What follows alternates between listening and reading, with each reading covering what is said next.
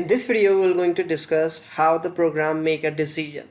So this is totally about the decision making process in a programming language.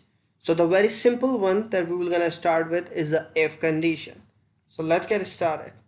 I'm gonna remove the code from the previous lecture, and I'm gonna take a variable a, assign the value of 2, and then variable b, assign the value of 4. Now logically, are these two same?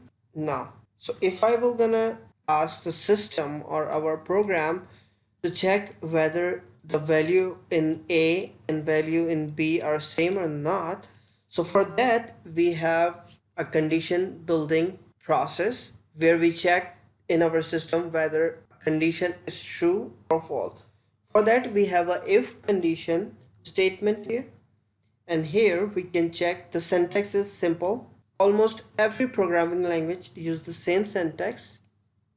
If, then open the round bracket, close the round bracket, and then the curly braces, open and close.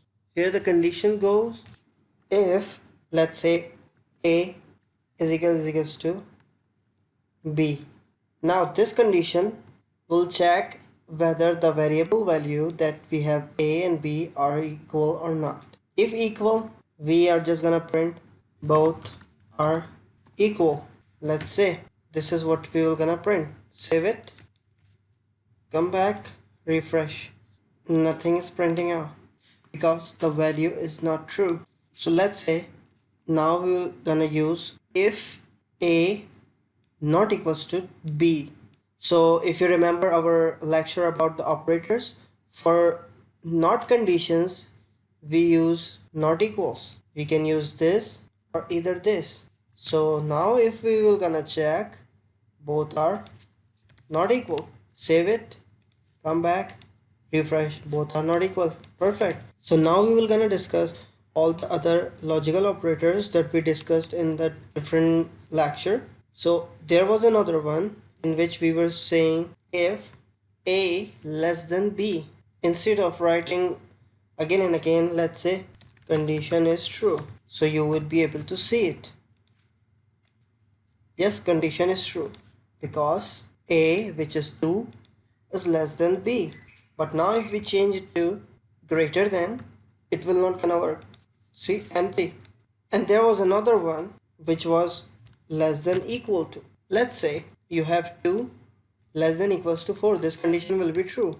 But what if we change this to 4 and get back to our old condition less than 1, only the less than 1? This time it is not true. But if we add is equals to with that, which means whenever a is smaller or equals to b, then print this. See, now we have 4, but it is getting true. Same goes with the greater equal. So if I set this to 4 again, it will gonna work. And if I again set it to 6, it will gonna work as well.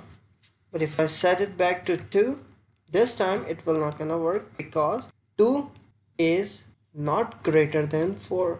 So getting the condition, this is what is a condition making if statement.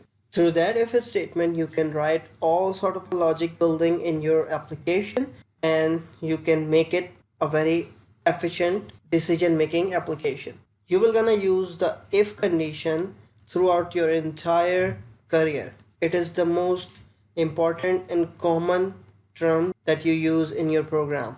Logic building and decision making. That's what the program is all about. So take care for now. Bye bye.